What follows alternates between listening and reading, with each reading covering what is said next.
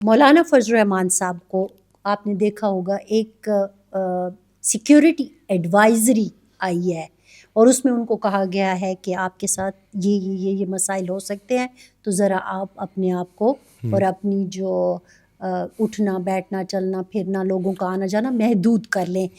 یہ کیا ہے؟ آپ سمجھتے ہیں کہ واقعی اتنا خطرہ ہے مولانا فضل الرحمان صاحب کو یا معاملہ کچھ اور ہے؟ کیا پچھلے 4-5 سال سے جو میں چیخ رہا ہوں وہ کسی کو سنائی دے رہا ہے؟ یہ اسی سارا چکر ہے نا جی.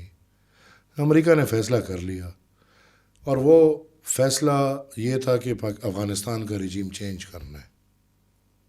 تو نمبر 1 روز اول سے میں یہ کہوں کہ افغانستان میں جو رجیم ہے یہ امریکہ سے آزاد نہیں ہے ابھی والا، یہ بلکہ امریکہ کی مرضی سے ایک گیا اور دوسرے کو لا کے بٹھا دیا. پھر افغانستان کے اثرات ساری زندگی پاکستان پہ رہے ہیں، بالخصوص خیبر پختونخوا میں. تو ادھر جیسے آپ نے طالب کا رجیم بٹھا دیا، ادھر چس ہو گئی کہ بھائی 40,000 فائٹرز کو واپس کرو. کیا نا 102 کو، اچھا چلو وہ 40,000 تو افغانستان نے کہا کہ واپس لے جاؤ ہم نہیں رکھتے، تو جو 102 ادھر قیدی تھے ان کو کیوں رہا کیا؟ ان کو بھی رہا کر دیا. اور لٹرلی جو میں کہہ رہا ہوں نا کہ مجھے اب شک ہے کہ دفاعی ادارہ سنجیدگی سے دہشت گردوں کو ختم نہیں کر رہا، تو وہ مجھے شک اس لیے کہ دن بدن ہم اس علاقوں میں رہتے ہیں، ہم لوگوں میں ہیں، ہمیں خبریں آتی ہیں، وہ پھیل رہے ہیں.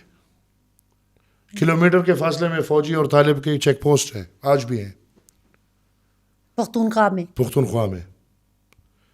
باقاعدہ راستے دیے جا رہے ہیں، باقاعدہ رٹ لگ رہے ہیں طالبانوں کے. تو میں جو مولانا صاحب کی بات ہے یہ بہت چھوٹی بات ہے بھائی، اس سے تو ہم بہت آگے آ گئے ہیں. صرف مولانا صاحب کو خطرہ نہیں بلکہ میں خدا نخواستہ اگر ابھی بھی ہماری یہ فوج سنجیدہ نہ ہوئی اس قوم اور اس وطن کے دفاع کی خاطر اور اس دہشت گردی کے مسئلے کو مسئلہ سمجھ کے بجائے اس کے کہ پیسے کمائی کے ایک ذریعہ سمجھے، اس کو کمائی کے ذریعے کے بجائے ایک مسئلہ سمجھ کے حل نہ کریں گے تو بہت برے حالات آتے ہیں. تو کیا ہم مسئلہ سمجھ کے حل نہیں کر رہے؟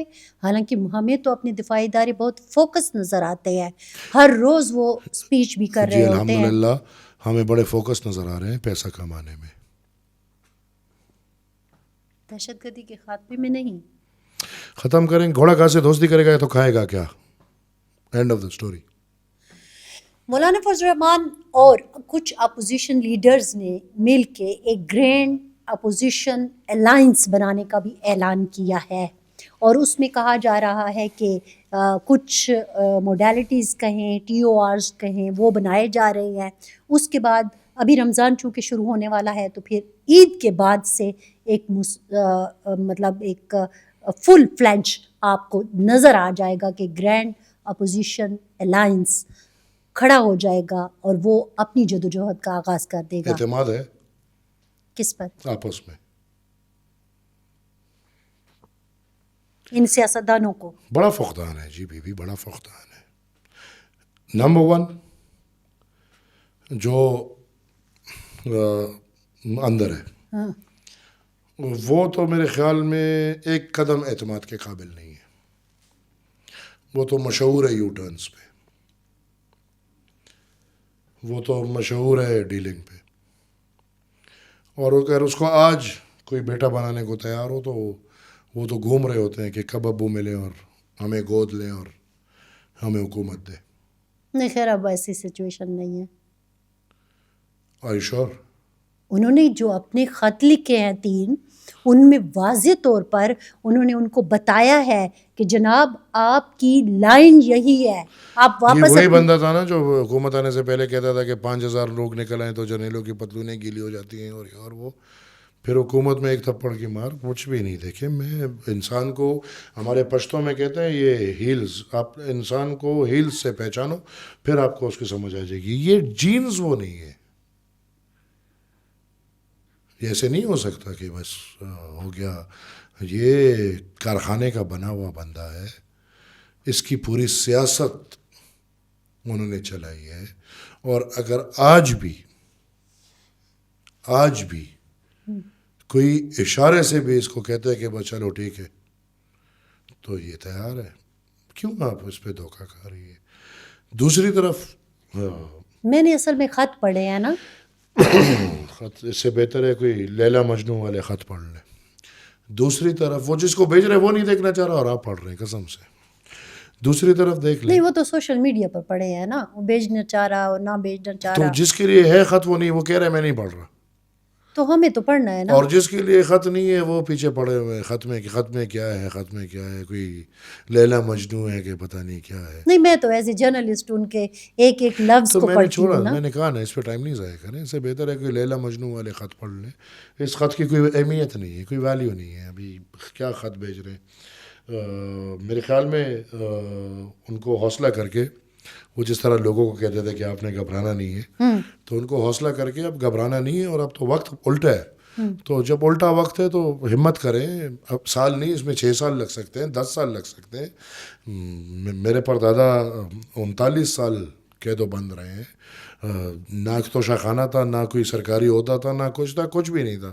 لیکن پھر بھی 39 سال, میرے دادا 12 سال, میرے والد 9 سال. تو سال کی آپ مجھے کیا بات کریں گے, تو اس کو حوصلہ کرنا چاہیے. اور دوسرا یہ کہ مولانا صاحب کی جہاں پہ بات ہے, تو میں پرسنلی میں پھر کہوں گا کہ اعتماد کا فقدان ہے. یہ جو سارے اپوزیشن لیڈر بیٹھے ہیں, جی. ہر روز میٹنگز بھی اکثر ہوتی ہیں, آپ دیکھتے ہوں گے, کبھی ایک کے گھر کبھی دوسرے کے گھر, اور بڑی جی جان سے وہ محنت بھی کر رہے ہیں. تو کیا آپ کو لگتا ہے ان کا آپس میں فقدان ہے ایک دوسرے پر اعتماد کا؟ جی, اگر اعتماد کا فقدان نہ ہوتا تو یہ سال پہلے بن جانا چاہیے تھا, انتخابات کے اگلے دن یہ بن جانا چاہیے تھا. اگر اعتماد, لیکن اعتماد کا فقدان ہے تبھی تو ادھر تک ہوئے نا. وہ ایک دن مولانا صاحب بن جاتے ہیں, اگلے دن وہ پھر کچھ اور بن جاتے ہیں. مثال یہ چیزیں جو سامنے ہے, میں اسی کی بات کر رہا ہوں. تو میں مولانا صاحب کی میں یہ بات کر رہا تھا کہ پی ڈی ایم میں ہمیں آج تک پتہ نہیں چلا کہ مولانا صاحب اسلام آباد میں کس سے ملے تھے اور کیا بات ہوئی تھی اور وہ دھرنا کیوں ختم ہوا تھا. تو ان کو ذرا سوچ سمجھ کے ایک ساتھ بیٹھ جانا چاہیے. اور میں نہیں سمجھتا کہ اس گرینڈ اپوزیشن میں اتنے کوئی دم ہوگا. آپ شک کر رہے ہیں ان کے اوپر؟ آپ نے پی ڈی ایم کی بات کر شک کے نہیں, مجھے یقین دوبارہ کر رہا ہوں. ماضی میں لے گئے ہیں. شک نہیں, یقین کر رہا ہوں. اچھا, کن سے ملے تھے؟ وہ خود ہی پھر بتا رہے, وہ خود ہی کہتے ہیں. ابھی تو ان کا اپنا بیان پڑا ہوا ہے, مجھے نہیں پتا.